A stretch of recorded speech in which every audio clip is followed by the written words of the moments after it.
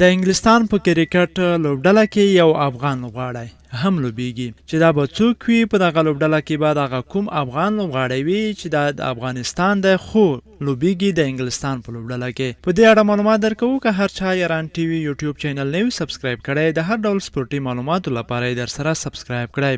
د کرکټ په نړۍ کې ډېر داسې لوبغاړي شته چې خپل هیوادونه یې پرېښي او نورو هیوادونو لپاره لوبې کوي. د بیلګې په ډول ایلنډی ایون مورګان، افریقایي جیمز روی او نیوزیلنډی بن سټوکس د انګلستان لپاره لوبیږي. پاکستانی عمران طاهر د جنوبي افریقا په لوبډله کې دی. افریقایي مارنوس لوبچیسکي د استرالیا لپاره لوبیږي. او د دوی په څیر په لسګونو نور لوبغاړي شته چې مخکې او اوس یې خپل هیوادونه پرېښي او د نورو هیوادونو په ملي لوبډلو کې یې ځان ته ځای پیدا کړی. افغانستان هم چې د کرکټ یو لنډ او خوږ تاریخ لري، بشمیره او ښه لوبغاړي د کرکټ نړۍ ته وړاندې کړي دي. که څه هم ډېر افغان لوبغاړي د افغانستان د ملي لوبډلې په جامو کې خلکو لیدلي، خو اوس یو افغان لوبغاړی بیا د انګلستان د 19 کلنې ملي لوبډلې ته انتخاب شوی دی.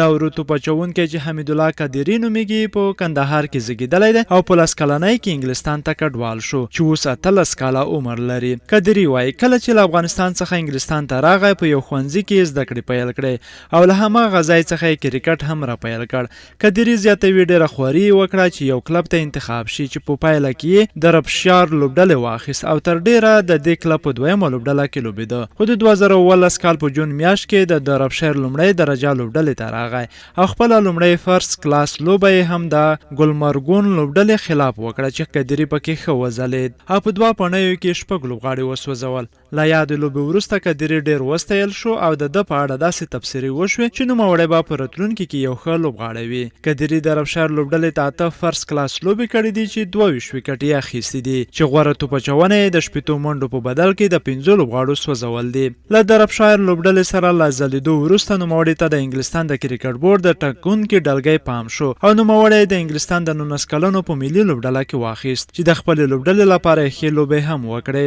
قادري د انګلستان، هند او بنګلادیش د 19 کلنو لوبډلې ترمنځ په 3 اړخیز سیالیو کې هم ځینې ښې لوبې نندارې ته وړاندې کړې چې د هند خلاف یې په یوه لوبه کې 15 لوبغاړي وسوځول، خو بیا یې هم د توپ وهونکو د کم هدف له وجې خپله لوبډله بریا ته ونه رسوله.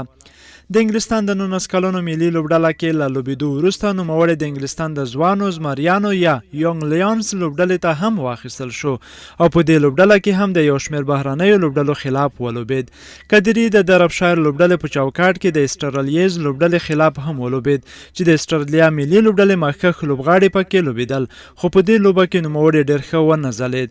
د کرکټ مبصرین وایي که حمیدالله قادري خواري وکړي کولی شي د انګلستان ملي لوبډلې ته لار پیدا کړي او د معین علي او عادل رشید تشه په راتلونکي کې ډکولی شي.